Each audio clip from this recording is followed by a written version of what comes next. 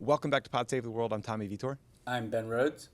Ben, welcome back to the West Coast heat dome. I'm not sure we're technically under it, but it was 98 in New York when I okay. left. So you had your own heat dome. This feels a little bit better than that, but it's still it's kind of hot.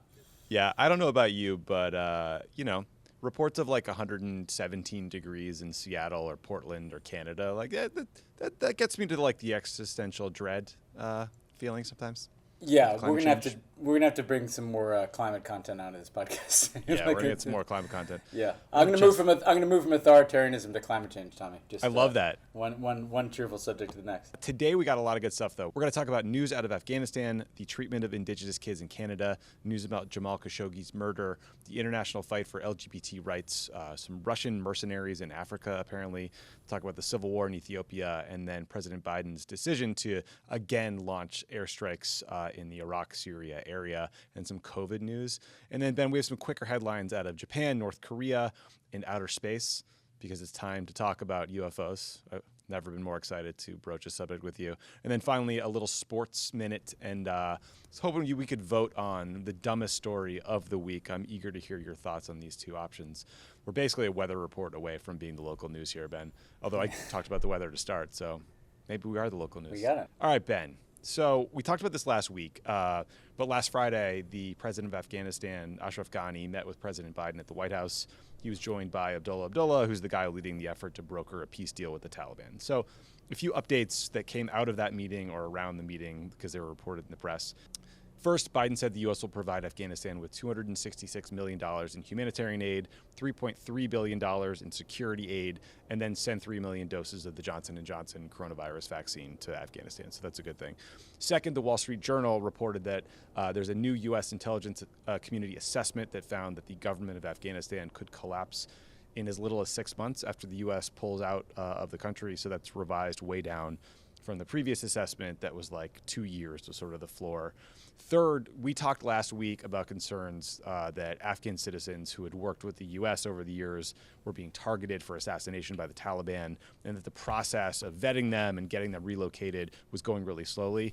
Good news there is there's some reports that the Biden team is working on a plan that would relocate those individuals and their families first, so like maybe take them to a place like Guam so that they are safe during that vetting process.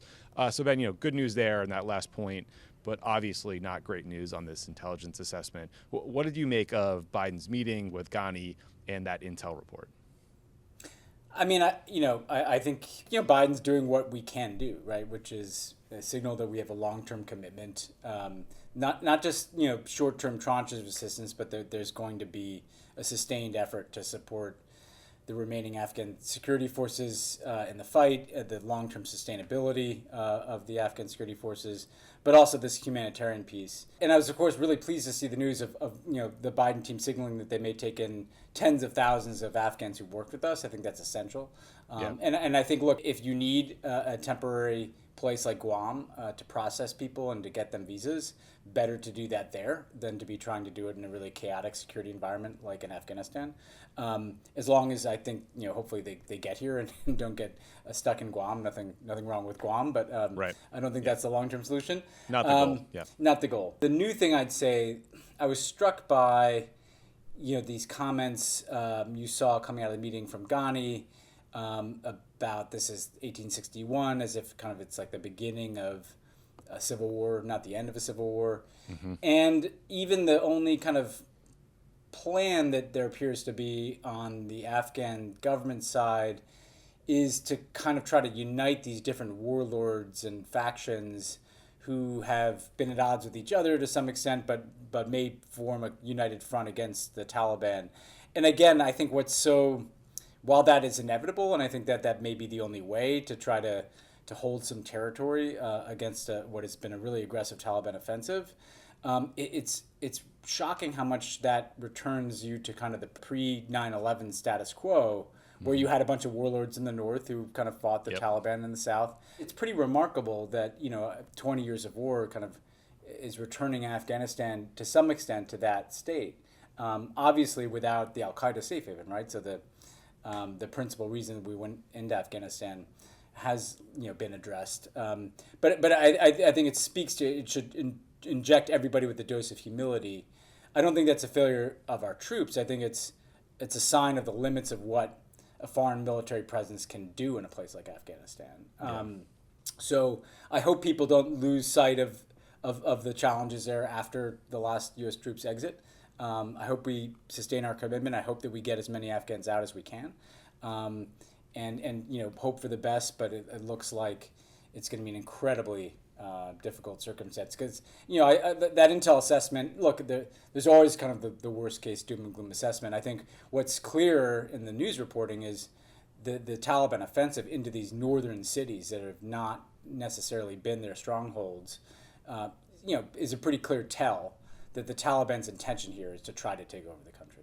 Well, I imagine we'll come back to this like almost every week because the deadline for getting U.S. troops out is in September. So stay tuned for more on this. The second story here, I just want to warn everybody in advance that this is a very tough story to hear, to talk about. So the context is, for decades, Indigenous children in Canada were taken from their families and forced to live in these church-run boarding houses where they were often abused, and they were basically forcibly stripped of their language and their culture. Like, they literally weren't allowed to speak their own languages. There was a 2015 report by the Truth and Reconciliation Commission of Canada that estimated that about 150,000 Indigenous kids passed through these schools between 1883 and 1996 when they were finally closed, and that 6,000 kids died. That was the old estimate. I still can't believe these schools were open until 1996. Yeah. This summer, really, the bodies of nearly 1,000 people have been found on the grounds of 2 of these schools. There were many, many more. It's not yet clear how many of the bodies were Indigenous students or how they died, but it's pretty well documented that these kids were not treated well. Obviously, disease was rampant at some of these periods, but there was also a lot of physical and sexual abuse happening. The discovery has led to calls for Prime Minister Justin Trudeau of Canada, to allocate more funding for these kinds of searches and to do more generally to help Canada's 1.7 million Indigenous citizens who are still living with just horrible trauma from these schools, and in many cases intergenerational trauma. The discoveries have also led to calls for the Vatican to apologize for the role that the Catholic Church played here, because 70% of these schools were operated by the Catholic Church. Episcopal denominations in Canada have apologized previously. And in the U.S., Deb Haaland, the Interior Secretary, who's the first Native American cabinet secretary in U.S. history, announced that the U.S. is going to search similar facilities here in the U.S. And so, we just want to raise awareness about this. It's a truly horrible story that I think people are rightly describing as a cultural genocide. And it's something that happened right here in North America. And, I'm glad to see Canada trying to get to the bottom of it. I do think that's, the kind of progress that we should probably be taking right now, too. Yeah, a few things jumped out to me, Tommy. One of the things was that there have been oral traditions or kind of, storytelling through generations about the mass killings of children that were kind of ignored or dismissed or not taken seriously enough.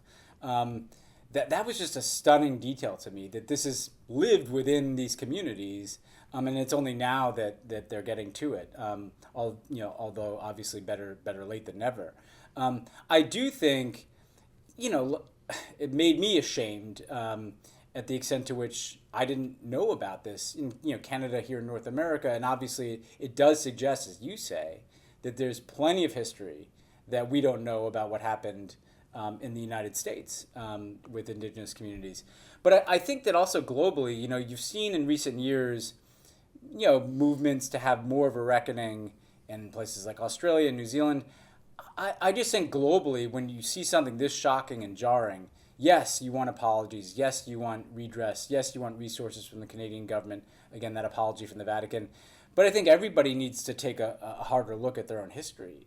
Anybody that has a circumstance where you have Indigenous people who were mistreated, who were displaced, who were the subject of genocide, ethnic cleansing. So I think that if anything constructive can come globally from this, it's that any country that has history like this needs to shine a brighter light on it and do what is necessary to try to address the past. Yeah, look, if conservatives in this country can't stomach the teaching of critical race theory or slavery, wait till they see the curriculum about the treatment of Native peoples and the literal genocides through disease and other means that happened around the founding of the country. I mean, by the way, I agree with you completely, Ben, that like education is really the first step here. If folks want to listen to a podcast that gets into some of these issues, This Land, our series, talks about the treatment of Native Americans in the U.S., including treaty rights. And then the second season is coming out later this summer, and it's going to talk about some of these specific issues that we're touching on right now. So important stuff and stories that really need to be told. Listen to the voices of the native peoples. Like too often it's like, and because that's what speaks to the oral tradition, like, oftentimes this is treated as something that is discussed without them driving the conversation. This land is a good example of storytelling that listens to the voices of native peoples. Basically, the entire production was native people, from the host to the people editing because we felt that was really important. The next issue is equally dark, Ben. So we're going to talk about Saudi Arabia and Jamal Khashoggi. So the background for listeners was in 2018, Saudi operatives murdered a journalist named Jamal Khashoggi in a Saudi consulate in Istanbul. The assassination was ordered up by Saudi Crown Prince Mohammed bin Salman, or MBS for short. Last week, the New York Times reported that 4 of the Saudis who participated in Khashoggi's murder had received paramilitary training in the United States. This was, I think, a year before the murder. Yeah. The training was provided by a company called the Tier 1 Group. What a weird Orwellian, name. Yeah. They say that the goal of the training was to help the Saudi Royal Guard defend Saudi leaders. It was supposed to be defensive in nature. But it's clear that the guys who are supposed to be like MBS's elite guards, right, they became his private assassination force. Yeah. So this training was first approved by the Obama administration in 2014. It was continued by Trump. And so while, Trump's relationship with the Saudis, with MBS in particular, is gross and problematic because he literally tried to cover up Khashoggi's murder for MBS, the issue is more about, I think, the U.S.-Saudi relationship than any one president. So, Ben, this report also made me think of the incident in 2019 when a member of the Saudi Air Force was in Florida getting training, and then he went on a shooting rampage. It was an al-Qaeda-linked attack in the U.S. and Florida. So, look, I realize that, like, the U.S. And the Saudis, we've allied in a lot of areas, from fighting al-Qaeda or AQAP to, like, managing Iran's nuclear ambitions or support for terrorism. But I guess my question for you is, like, at what point do you think the U.S. government needs to start asking whether this training could potentially do more harm than good? I mean, if we're, like, training individuals who are murdering journalists who live in the U.S., that seems like a real problem. I think it's long past time for the kind of full reconsideration of this relationship with Saudi Arabia. Whatever we're getting out of it, it is corrupting us to be a party to this kind of stuff. And it is not, I think, in the long run, advancing U.S. interest to have this kind of regime engaged in this kind of activity with the support of the United States, because the rest of the world sees us. And we talk a lot on the show about democracy and authoritarianism. What leg do we have to stand on in all of those conversations around the world if we are supporting and training people for an autocrat like Mohammed bin Salman? So I just think this stuff needs to end, full stop. And look, people can at me about the Obama administration. I was not a fan of let's be clear, of the Saudi government in those years, and I think the Saudi government would back me up on that. But the reality here is that oftentimes we hear about, like, needing to recalibrate things and tweak things. Like, no, sometimes you just shouldn't be doing things. And we'll get ahead. I think when we get to the Russian mercenary story, there's this kind of interesting spectrum between things that the U.S. government does, right, like the pilots, and then things that are kind of privatized. Mm-hmm. And that kind of runs the spectrum all the way to kind of the stuff that, like, Eric Prince and his outfit does, often in concert with, like, the Saudis and the Emiratis, and places like Yemen, where you literally have mercenaries who not only fight in wars like places like Yemen, but I've gone kind of down rabbit holes on this stuff. They'll be hired to be, like, the protective guard for the Saudi royal family in some fashion. But they do more than just, run motorcades and be bodyguards. They do all kinds of stuff. They do private intelligence. They do clearly shadier work. And I think this is an area that deserves a lot more scrutiny from policymakers, from the press. I think we only have seen the tip of the iceberg of this kind of underworld of the kind of privatized espionage, mercenaries, security, that if you have a lot of money, like the Saudis do, you can take a lot of advantage of. So there's a U.S. government issue here, and then there's a broader issue that has to be addressed. So let's talk about this Russian element, because I agree it's escalating it and it's gross. So according to a UN Security Council report, Russia sent mercenary forces to the Central African Republic in an effort to help the government there win back a bunch of towns that were basically where valuable diamond mines existed. Yeah. So these Russian mercenaries, according to this report, engaged in excessive force, indiscriminate killings, looting. They even killed worshipers at a mosque. And so basically, like, it's exactly what you talked about, Ben, the continuum. Like, the UN had okayed a military training mission for the Central African Army, but the UN ultimately found that there were as many as 2,100 Russian mercenary fighters there in the country engaging in combat. And the Times got an early look at this report, and in their story on its findings, they noted that these Russian mercenaries like keep popping up in places like Libya, Mozambique, South Sudan, Chad. Many of them are employed by a Russian, Syria. Many of them are employed by a Russian oligarch who is close to Putin through a company called the Wagner Group. So, I get it. I guess my question to you then is, like, I agree that we need more scrutiny on this stuff. What do you think that the U.S. or the international community can do to kind of curtail this activity? So first of all, I think the U.S. needs to set a better example.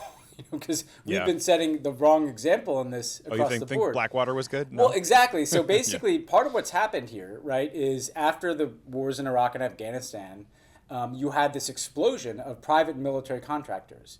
And that was Blackwater. That was the infamous group that was engaged in some atrocities in Iraq under the leadership of Erik Prince, who has since kind of repurposed, rebranded, renamed Blackwater multiple times. But there is still a massive footprint of private military contractors, again, that the U.S. government contracts with in places like Iraq and Afghanistan. Not everybody who works for those firms is like a bad guy, right? Like, a lot of them are former military guys who just, they need a job, and they're driving motorcades, or they're running logistics. So I'm not painting everywhere the broad brush, but part of what's happened over time is, look, the U.S. intelligence community subcontracts some stuff out. I mean, I felt like even when I was in government, I didn't have my mind fully wrapped around the extent of national security functions that were privatized. And when you get into places like Libya and Yemen that are just tough places where we don't have a lot of troops on the ground, you have, I think, way too much activity, way too much money flowing to these kinds of contractors with way too little oversight. And so I'm just talking about America here. Like, we need to set a better example in terms of what is the transparency around this? What is the oversight of this? How much stuff should we really be outsourcing to contractors like this? Because the first thing we need to do is just set a better example. It's like everything else. I think, secondly, if you want to go down a rabbit hole world, those, like, Google the Wagner Group, and trust me, you can spend a lot of time reading about this. Because, like a lot of things, what the Russians did is they just created an even worse version of the Frankenstein that we did. I mean, the Wagner Group has been deep in places like Syria and Libya with no regard to humanitarian consequences. And again, now that spills into Africa, where you have these competitions over natural resources in countries without much governance, right? And so that's ripe for, a couple thousand mercenaries to go in and wreak havoc, and frankly, South Africans, infamously did this a lot in the past. White South Africans, the old regime, and the legacy of that regime. So this is an area that, like, again, it's like the dark underbelly of what's happening out there in the world. If people want to read a book about how this intersects with kind of authoritarianism, they should check out a book called Kleptopia by Tom Burgess, which will blow your mind. Because, again, like, there's such an interconnection between this stuff and then the private intelligence firms, groups like Black Cube that were spying on me, that I write about in my book if you want to check that out. But, like, this is I don't know if you've done much, like, I know you kind of read about this stuff, Tommy. Like, it's amazing to me how little we understand about this kind of privatized security world out there. Blackwater, during the Bush administration, disgraced itself, right? There were these horrible atrocities that happened. Innocent civilians were killed. It seemed like an entity that would kind of maybe hopefully fade away. Like, look, naively, like, if we lived in a just world, it would have gone away. It would have been shut down. But instead, under the Trump administration, Erik Prince, like, had an open door with Steve Bannon. He was in the Oval Office. They were pitching the National Security Council on privatizing the war in Afghanistan. And, like, I just can't think of a worse idea than removing congressional oversight from a war effort to putting a for-profit element into a war effort. I mean, like, look, talk about pouring gas on a fire. I mean, it's just a catastrophically bad idea that I think had quite an audience in the Trump years. Yeah, and again, if you look at the Russian piece of this, like they have a good special forces capability. So it doesn't take much in terms of money or even personnel, because a lot of these groups, like the Wagner Group, are pretty loosely tied to Russian security interests. They're run by oligarchs, right? I mean, yeah, and there's this kind of neo-colonial competition for resources in Africa now between Russia and China, and to some extent the U.S., where a lot of the front lines are these places, again, not well governed, where these kind of mercenary forces can make a big difference, and they can hook up with the wrong warlord, and terrible things can happen to innocent people who are caught up in that. And then again, I think people need to grasp the extent to which it's fighting wars, it's securing resources, it's being private security detail, but it's also running disinformation campaigns, getting dirt on people, blackmailing people. Like, this is a huge netherworld, and so I think the Biden team, to end where you started, Tommy, is like, it's worth looking in under the hood at what was going on with Eric Prince and some of these other guys in the Trump years, because I can imagine that some of the contracts that were dished out from DOD or the intelligence community when they had all these goons in there, these MAGA guys, I assume some of those contracts went to people like Prince. I'd kind of like to know what they are and what those guys are doing.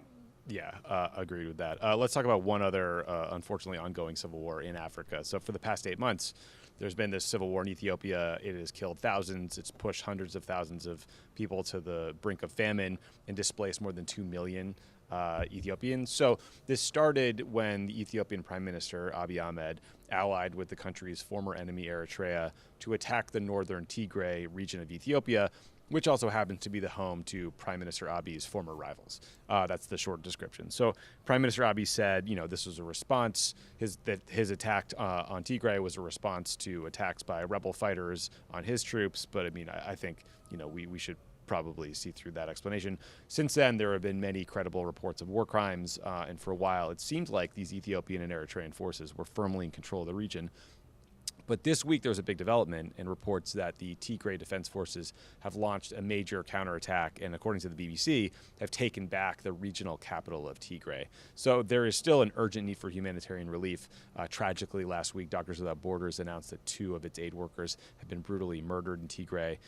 It's not clear to me, Ben, whether this kind of trading of territory will just prolong the fighting, or whether this could possibly create maybe some sort of humanitarian zone in Tigray where people are safe, where the international community can deliver some supplies. The UN has accused Eritrean troops of blocking aid shipments and using starvation as a weapon of war, so it's a real risk. I think we should note also that we're waiting on the results of a recent election in Ethiopia, but don't have that yet. So, Ben, I was reading this profile of Abiy, the prime minister. Yeah.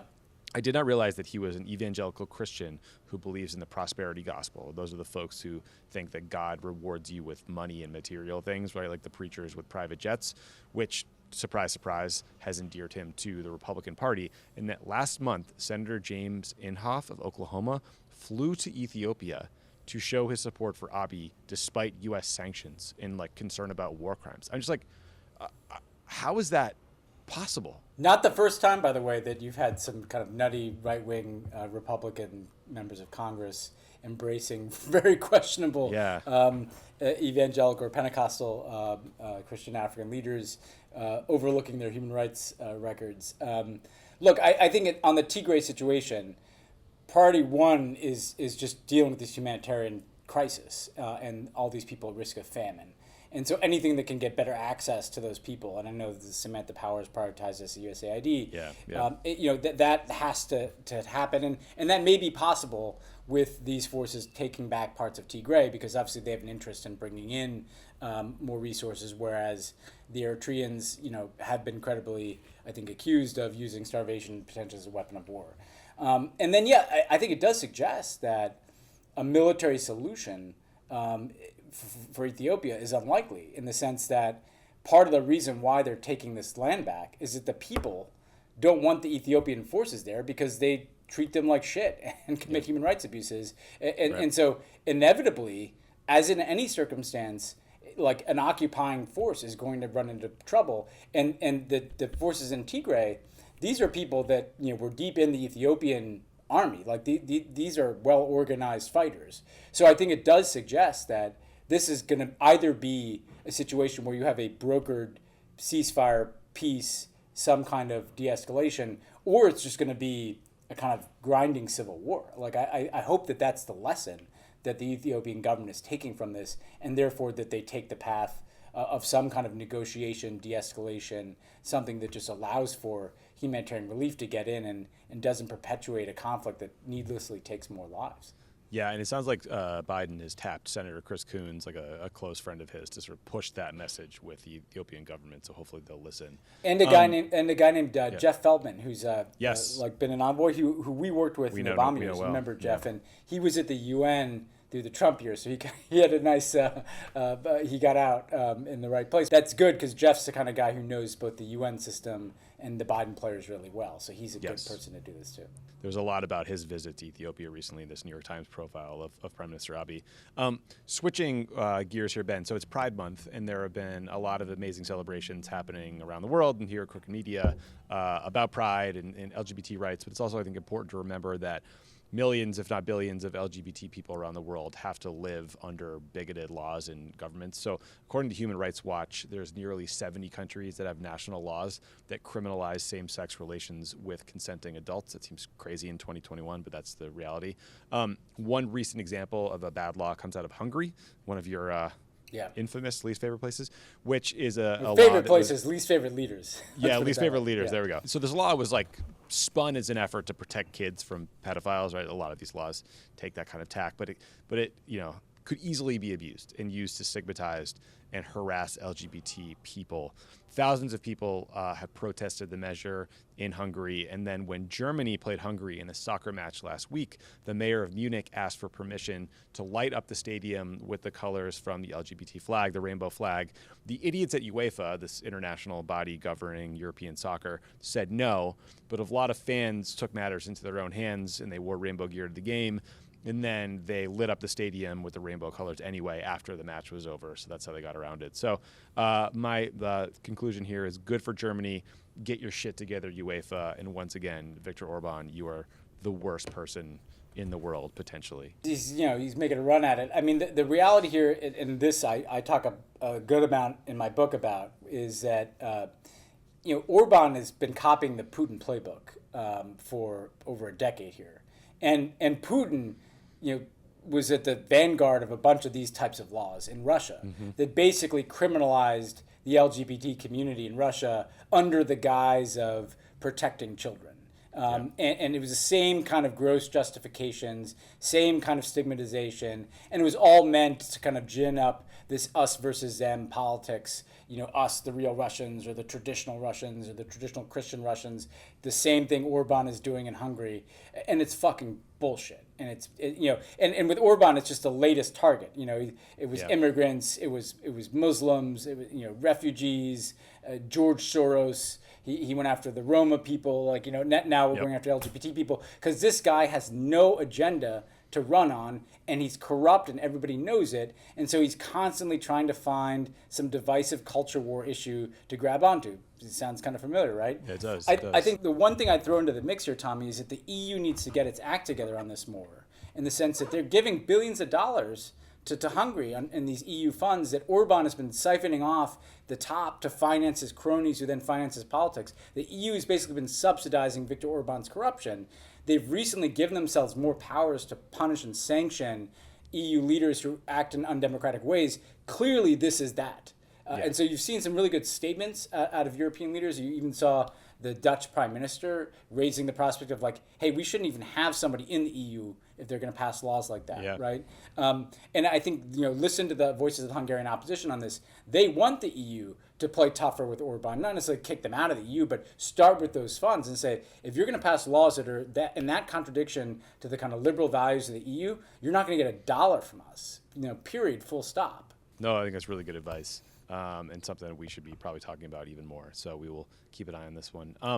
Let's turn to the Biden administration, Ben, because on Monday, the Biden team, the Biden administration, conducted airstrikes on Iranian-backed militias in Iraq and Syria.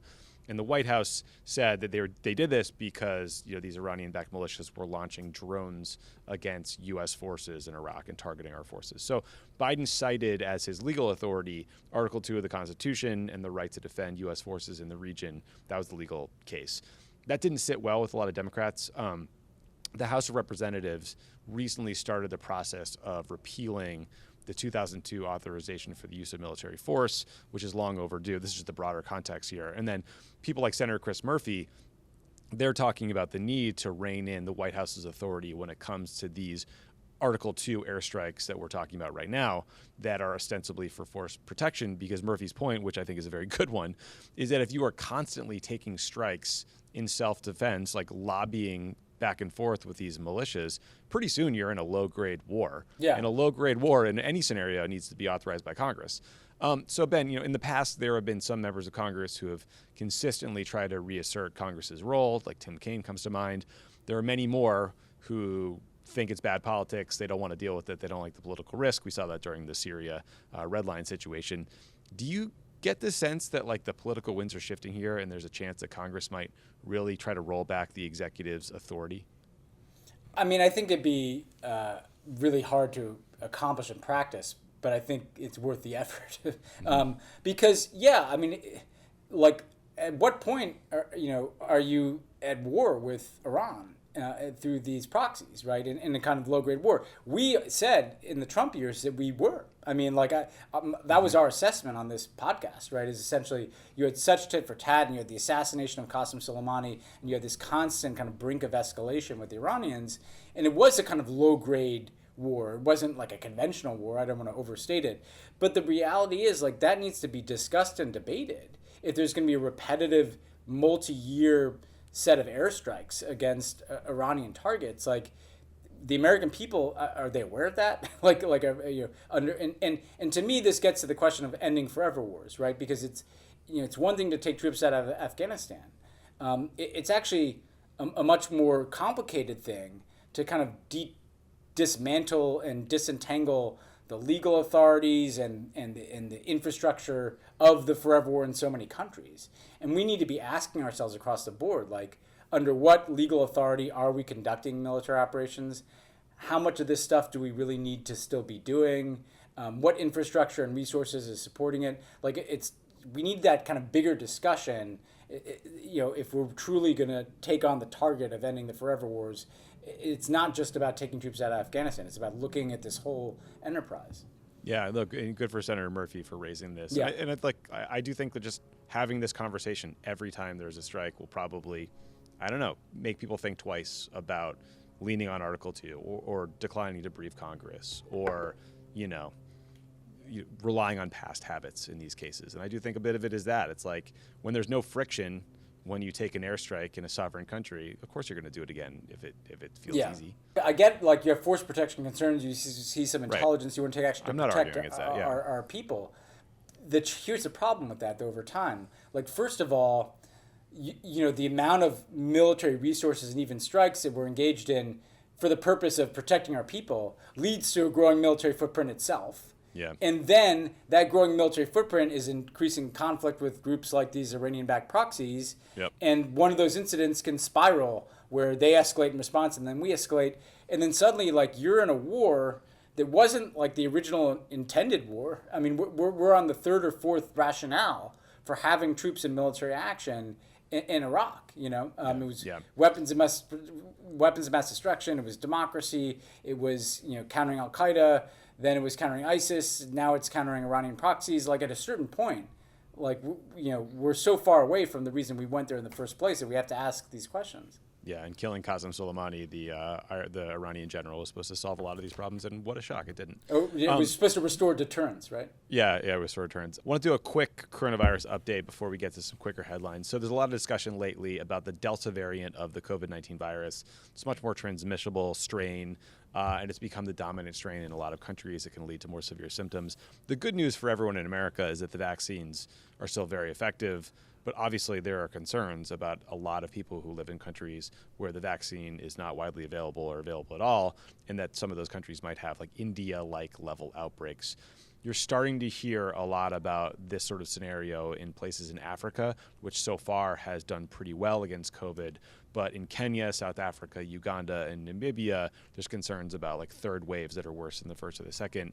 Only 1% of the continent of Africa is fully vaccinated.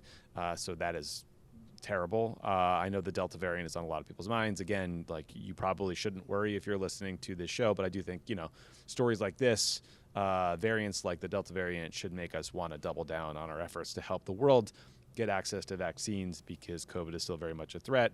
It's a threat to, mutate again, develop new variants. I saw something about the COVID plus variant, right? So like we got to get this thing under control. Glad the Biden team is on it. Hope they'll keep going though. Yeah, I need the same like kind of rigor that we use to protect ourselves to deal with the both humanitarian and public health crisis around the world, because the longer this is able to transmit, the more we're going to have these kinds of scares over and over and over again.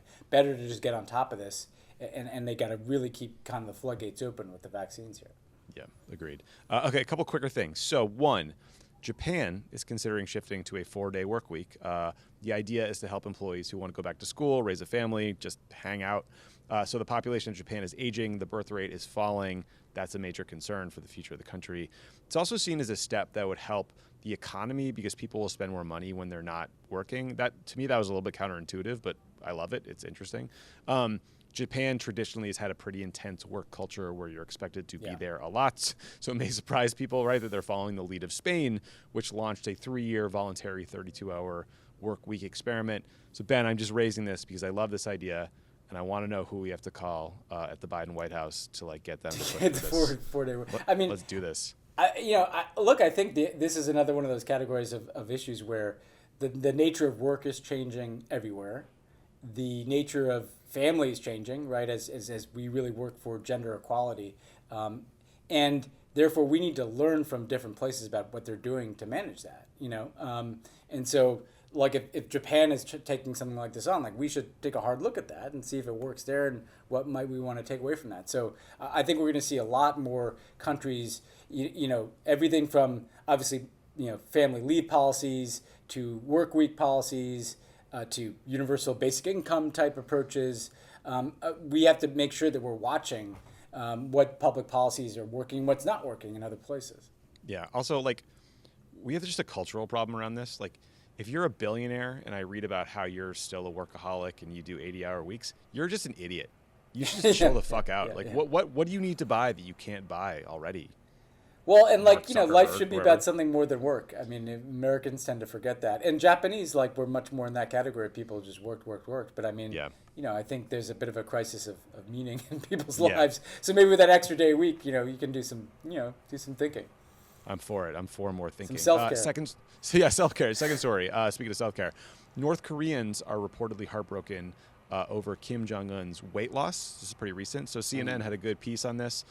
And they made the point in this segment that it's very rare and surprising for the North Korean state-run news channels to talk about Kim's health in any way. But apparently, I guess just like his weight loss was so evident that they felt the need to talk about it for the domestic audience because these changes were visible.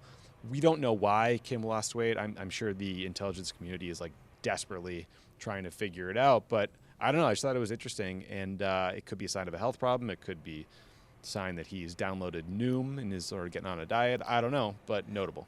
I was going to say, I'm not, thinking that he's at the top of the list for guys who's, doing the South Beach diet or something. No, he's ripping cigs and yeah, nor do I think he's hitting, the spinning class that hard, So, you have to think, given the personality type in question here, the excesses that, he has been more than rumored to be known to go to, that something is probably afoot. It does bear watching. Bears watching. Maybe he's a CrossFit guy. We'll find out. Maybe. Then I want to do a little UFO. So, Ben, last week, the National Intelligence Director released a report on UFOs. It was requested by the Senate Intelligence Committee last year.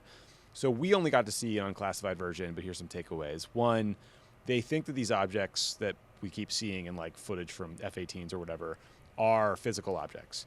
Two, there's some things they could be, like clutter, some sort of atmospheric phenomena like ice crystals, some sort of foreign government object being used to spy on us, or maybe even a more secret U.S. government thing. They don't know. The report looked at 140 incidents where UFOs were observed. In some of them, the objects they observed did extraordinary, unexplainable things, like move super fast without an engine, or like not move in the winds at a high atmosphere.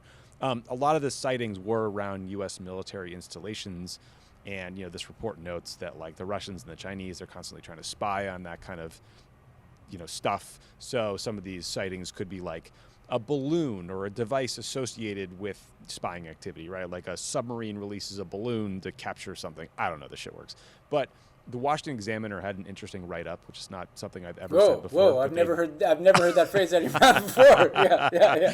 Washington Examiner used to be like a free newspaper given outside the subway in D.C. But so basically they noted, one, the CIA wasn't part of this report. Interesting. Two, there was no mention of nuclear technology in the report. And then three, there was no mention of sort of like some sort of acoustic sonars and things that you think might have been used here. So more questions than answers. Fascinating to see the U.S. intelligence community release a report that says, yeah, we see this stuff, but we don't know what the hell it is. Ben, my question for you, what would you give to get your hands on the classified version of this report? Oh, yeah. I mean, and look, you've seen some of these videos, right, Tommy? I mean, like, yeah. Have you ever seen a fucking balloon do any of those things? I mean, come on. No, I have not. And look, the idea that Russia or China have, like, these things moving at, like, the speed of sound up and down and sideways with no engines, like, I mean, if they do, like, you would think that they'd be doing other stuff with them, other than just kind of like messing around with some of our pilots. I kind of rule that out.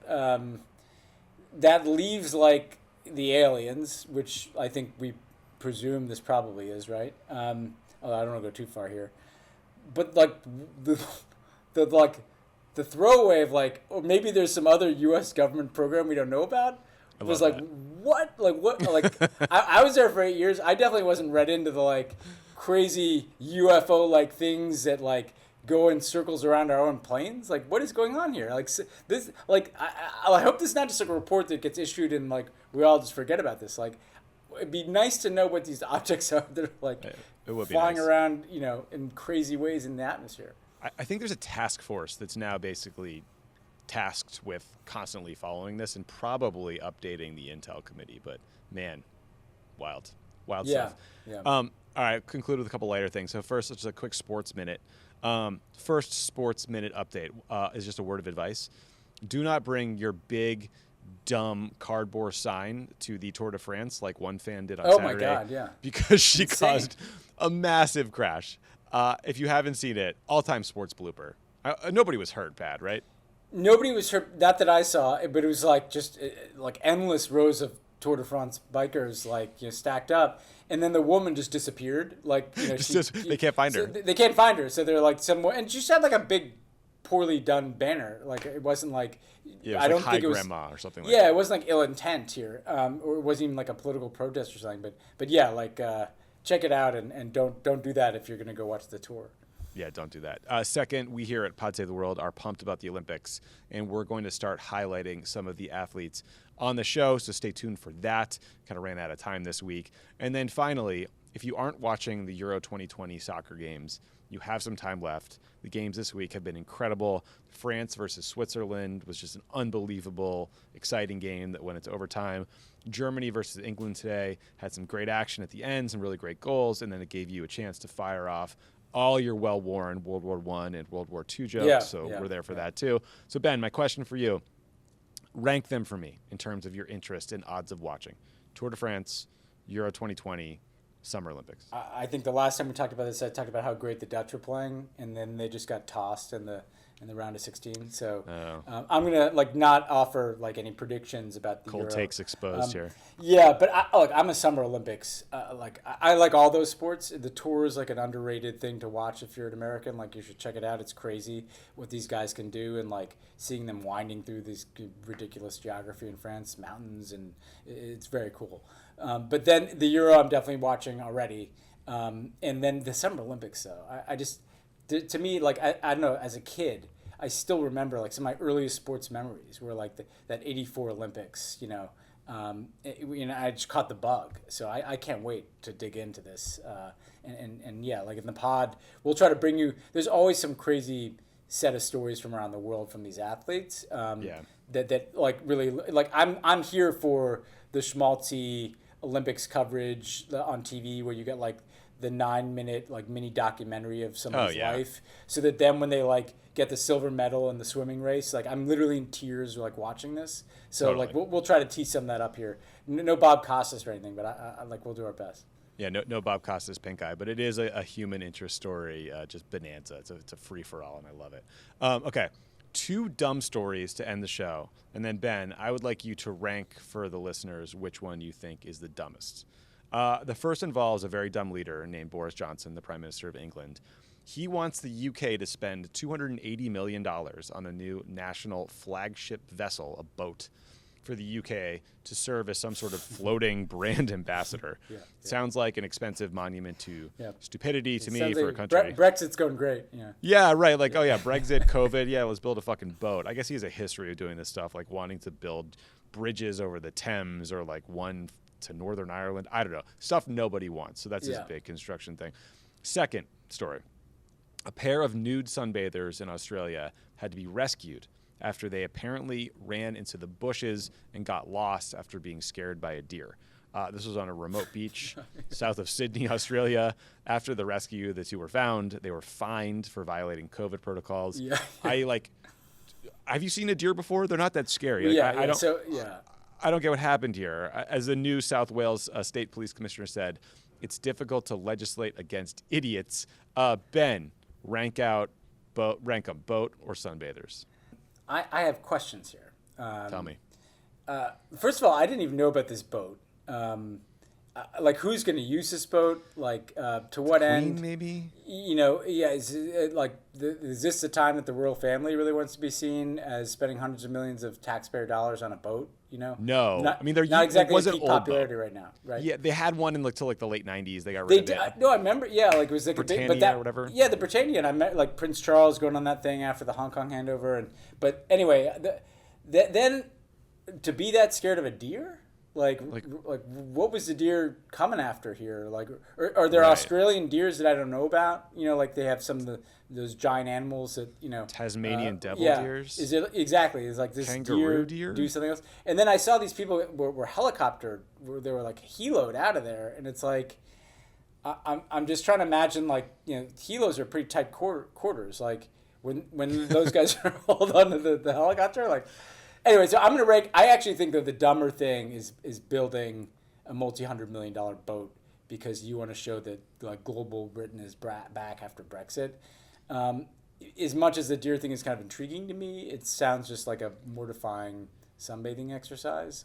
So look, I agree with that. Spending $280 million on anything is incredibly dumb. What I'm struggling with, though, is this is just really fucking up my impression of Australians, which more recently, you see that dude who was like boxing a kangaroo and punched it in the face to free his dog. Like, I think of like them, Crocodile Dundee. That country is full of stuff that can kill you. Spiders, jellyfish, snakes, great white sharks, snakes. Like even the kangaroos, they have giant claws that can just like gut you. Yeah, not as friendly as you think. What are we not understanding about this story? What kind of deer was this? And why rescue these people? I mean, you think they should leave them in the bush? Well, that's the point, right? I thought the Australians were these kind of what were they being rescued from? The deer? I mean, they can't fight their way out of it, or they can't walk through the bush. I mean, we hear about how tough Australians are, and I think they are. I've met a lot of Australians that are quite tough. I don't know what how this far is into the bush did you run? How did you call for? Did they have a phone? Like, did you have those straps people used to use for their cell phones in like the late 2000s? like where was the phone? Look, all I'd say is too is like I would be much more afraid, and maybe I'm revealing my own like bug. And to be clear, I don't nude sunbathe. But if I was naked, I would be more afraid of like the kind of bugs and shit that would crawl on you in the like whatever jungle they're running into, than some deer on the fucking beach. No way. I just don't like. There's a lot of questions here that need to be answered. I mean, give me sans. Hopefully, as I like to say, hopefully people are on top of this. There's oversight. There's some public attention. There's some press attention on this. Yeah, we're gonna have to report back to the listeners. Okay, well, I guess thank you to the sunbathers everywhere for giving us great content. I guess. Anyone else we need to thank? Nude sunbathing worldo content. I mean, it's just a bad concept. Like, there's some things that you don't want to burn and are pretty pale. Yeah, I don't. I've never quite gotten that. there's some things you just want covered. Yep. It's a rule to live by. In the forest. Anyway, talk to you guys next week. Happy July 4th. See ya.